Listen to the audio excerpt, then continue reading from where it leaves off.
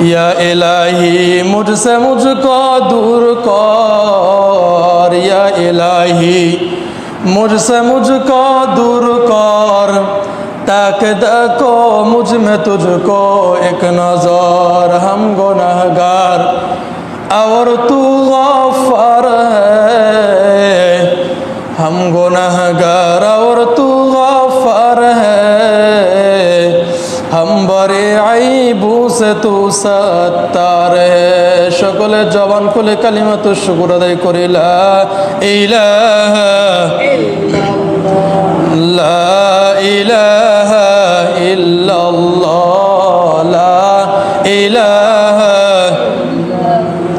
জোরে লা ইলাহা, লা ইলাহা, লা ইলাহা ইল্লাল্লাহু মুহাম্মাদুর রাসূলুল্লাহ সাল্লাল্লাহু আলাইহি ওয়াসাল্লাম। ওই পশুর রক্ত আমি আল্লাহ তাআলা চাই না, তোমার তাকওয়া একমাত্র চাই। এই জন্য আল্লাহ পাক রব্বুল আলামিন বলছে যে 8 শ্রেণীর মানুষ যদি কুরবানি দেয় আল্লাহ তাআলা তার কুরবানি কবুল করবে না। মোহতারাম হাজরিন, আমরা যারা কুরবানি দেওয়ার ইচ্ছুক আমরা রয়েছি, আমরা এই কথাগুলো আমরা ভালো করে শ্রবণ করি। কেননা আমি এত লক্ষ টাকা দিই, এত টাকা দিয়ে আমি কুরবানি দেব, যদি আমি এই 8 শ্রেণীর লোকের অন্তর্ভুক্ত আমি হয়ে যাই, আল্লাহ মাফ করুক, আমারও কুরবানি না হওয়ার আশঙ্কা আছে। তদ্রূপ আমরা যারা কুরবানি দেওয়ার ইচ্ছুক আমরা এই 8টি কথা আমরা ভালো করে শ্রবণ করি। নাম্বার 1 হলো যাদের নিয়ত ঠিক নয়।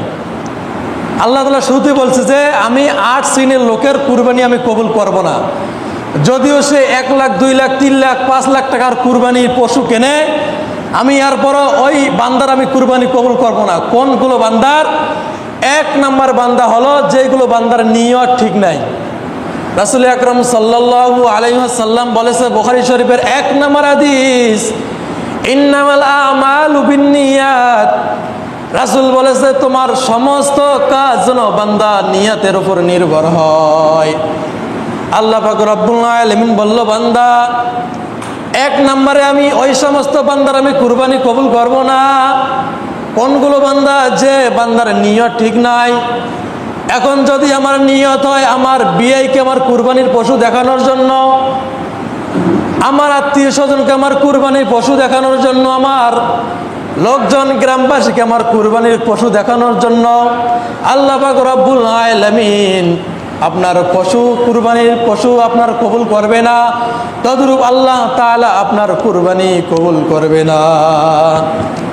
মোহতারাম হাজরিন, যদি আল্লাহ না করে আমার এইরকম নিয়ত হয় যে নতুন বিয়ে দিছি, আমার মেয়ের শ্বশুর কি বলবে যে বিয়ে আপনি কীরকম পশু কুরবানি দিলেন, আমরা তো 3 লাখ টাকার পশু আমরা আনলাম, আপনি কয় লাখ টাকার পশু আপনি নিয়ে আসলেন। এই আশা করে বিয়ে কি করে কুরবানির পশু যদি টাকা না থাকে লোন করে হইল, সে মান সম্মান রক্ষার্থে কুরবানির পশু বিয়ের চেয়ে যখন উচ্চ হয়, বিয়ে কিনছে 3 লাখ, তার জন্য 4.5 লাখ টাকা হয়, এইরকম একটা পশু কিনে আনে। কি নিয়ত? তার নিয়ত হলো যে বিয়েকে টক্কর দেওয়ার, তার নিয়ত তো লোক দেখানো, তার নিয়ত হলো আমাকে গ্রামবাসী কি বলবে, গ্রামবাসী তো আমাকে স্যালুট জানায় সালাম দেয়, আমি যদি একটা 60,000 টাকার পশু আমি যে কুরবানি দেই, আমাকে তো গ্রামবাসী আমাকে থুতু দিবে, আমাকে নিম্ন চোখে তাকাবে। এইরকম যদি তোমার নিয়ত থাকে, আল্লাহ পাক রব্বুল আলামিন তোমার ওই 2 নাম্বার হলো হারাম টাকা দিয়ে কুরবানি। হারাম টাকা, আপনি সুদের ব্যবসা করেন, আপনি অন্য অন্য ব্যবসা করেন, হারাম টাকা আছে, আপনি ওই রকম টাকা দিয়ে আপনি কুরবানি বাদ দিয়ে যদি আপনার হালাল কোনো ইনকাম থাকে আপনি হালাল টাকা দিয়ে কুরবানি দেন, আল্লাহ তাআলা আপনি যে হালাল 10,000 টাকা দিয়ে একটা ছাগল আপনি যদি কুরবানি দেন, আল্লাহ তাআলা এই ছাগলের বিনিময়ে আপনাকে আপনার কুরবানি কবুল করে নেবে। কিন্তু আপনি এই সুদের টাকা, ঘুষের টাকা, এইরকম হারাম টাকা দিয়ে আপনি 1 লক্ষ টাকার পশু যদি আপনি কুরবানি দেন, আল্লাহর কসম করে বলি এই কুরবানি আল্লাহ তাআলা আপনার কুরবানি কবুল করবে না। 3 নম্বর হলো শরীয়তভাবে জবাই করা, শরীয়ত মোতাবেক, শরীয়তে যেরকমভাবে রাসূল আকরাম সাল্লাল্লাহু আলাইহি সাল্লাম যে সুন্নত রয়েছে সুন্নত মোতাবেক জবাই করা। অনেকগুলো বান্দা রয়েছে যে সুন্নত মোতাবেক তারা জবাই করে না। সুন্নত হলো যে পশুকে আমরা যখন জবাই করাবো, পশুকে আমরা পশ্চিম কিবলামুখী হয়ে আমরা শোয়াবো। পশু জবাই করা কিছু নিয়ম পদ্ধতি আছে, আমরা বিসমিল্লাহ করে জবাই করব। এখন দেখা যায় যে অনেক কুরবানি দাতা আমরা এমন রয়েছি যে আমরা 7 জন ভাগিদারি কুরবানি দিয়েছি। এই কুরবানি দাতার নামের লিস্ট করতে করতে আর যে হুজুর কুরবানি দিবে এই কুরবানির নামের লিস্ট পড়তে পড়তে হুজুরের কায়েল হয়ে যায়। এই 7 জনের নাম সোলাইমান, হাজি অমুক, তাজি অমুক, এইরকম নাম পড়তে পড়তে পড়তে পড়তে যদি আল্লাহ না করুক ওই হুজুর যদি একজন শুধু হাফেজ হয়, তার যদি এই মাসালভাবে যদি তার জ্ঞান না থাকে, সে যদি শেষে বলে দেয় যে মুসা ভাইয়ের নামে আমি কুরবানি দিলাম, আল্লাহু আকবার, আল্লাহ, কেননা সে তো মুসার নামে কুরবানি দিল। তো আপনারা যারা কুরবানি দাতা আছেন, আল্লাহ তাআলা তো আপনার নিয়ত দেখছে ভাই। আপনার 7 জন মিলে আপনার ভাগিদার আপনি কুরবানির পশু কিনছেন, আল্লাহ তাআলা তো আপনার পশু আপনার কয়জন মিলে কিনেছে আল্লাহ তাআলা তো আপনার নিয়ত দেখছে। আপনারা কয়জন আপনার দেখছে আল্লাহ তাআলা, কিন্তু এরপর আপনাদের এরকম কি প্রয়োজন যে এই 7 জনের নাম আপনাকে বলতেই হবে? কেননা সে যদি একজন অভিজ্ঞ হুজুর হয়, অভিজ্ঞ আলেম হয়, তাহলে ঠিক আছে, বলাটা উত্তম। কিন্তু তার যদি আবার এইরকম জ্ঞান না থাকে, আপনারা দোহাই লাগে তাকে এইরকম লিস্ট দিয়েন না। কেন? একমাত্র একটি ভুল হওয়ার কারণে আপনার কুরবানি বাতিল হয়ে যাইতে পারে। আপনি তাকে বলবেন যে হুজুর আপনি আল্লাহ তাআলার রাস্তায় আপনি জবাই করে দেন, বিসমিল্লাহি আল্লাহু আকবার। নাম্বার 4 হলো, হ্যাঁ মানে এর মধ্যে আর একটা আছে যে আমরা যখন পশু আমরা যখন খালাই, অর্থাৎ কাসাই ভাইরা আমরা যখন কুরবানি পশু আমরা জবাই করার পর আমরা যখন সিলাই, দেখবেন যে অনেকে কুরবানি পশুর জান যাওয়ার আগে অনেকে চামড়া সিলায়। এটা একমাত্র এটা ঠিক না, এটা বেঠিক একবারে। আপনারা যারা কুরবানি দাতা আছেন আপনারা বলবেন যে তুমি কোনখানে কি অবস্থায় তুমি কুরবানি পশু ছিল আমরা জানি না, কিন্তু আমার পশু কুরবানি পশুর জান যাবে, তারপর তুমি কুরবানি পশু তুমি চামড়া সিলাইবা। ঠিক আছে, বুঝতে পেরেছেন আপনারা? 4 নাম্বার হলো আমরা যারা কুরবানি দেই, আমরা অনেকে পশুর বয়স আমরা তাওয়াক্কুল করি না, আমরা গ্রাহ্য করি না। যে আমরা নরম ভাষায় বলি যে আল্লাহ তাআলার জন্য তো কুরবানি, আমি তো লোক দেখানো কুরবানি আমি দিতেছি না, একমাত্র আল্লাহ তাআলার জন্য তো কুরবানি দিতেছি, চাहे বয়স কম হোক বেশি হোক। ভাই আল্লাহ তাআলা তো এই পশুর বয়স নির্ধারণ করে দিয়েছে। একটা গরুর নিম্ন 2 বছর বয়স। এখন আপনি যে পণ্ডিতি করে আপনি যে বলেন যে না আমি আল্লাহ তাআলার জন্য কুরবানি দিতেছি, 1 বছর বয়স হলে আল্লাহ তাআলা কবুল করে নেবে, অসম্ভব। আল্লাহ তাআলা আপনার এই কবুল করবে না, এই কুরবানি আপনার কবুল করবে না। কেন? আল্লাহ তাআলা তো বলছে যে একটা গরুর নিম্ন 2 বছর লাগবে। আপনি যদি আল্লাহ তাআলার উপর পণ্ডিতি করে আপনি 1 বছরের পশু আপনি যে কুরবানি দেন, আল্লাহ তাআলা ওই পশু আপনার কুরবানি করবে না। তদ্রূপ আমরা যারা এইরকম পণ্ডিতি করি, আল্লাহ তাআলা যেন আমাদেরকে এইরকম কাজ থেকে হেফাজত করে। 5 নাম্বার হলো লোক দেখানো কুরবানি। লোক দেখানো কুরবানি, লোক দেখানো কুরবানি কি? আমরা একটা পশু কিনেছি, অর্থাৎ কুরবানির 10 দিন আগে আমি একটা পশু কিনেছি 60,000 টাকা দিয়ে।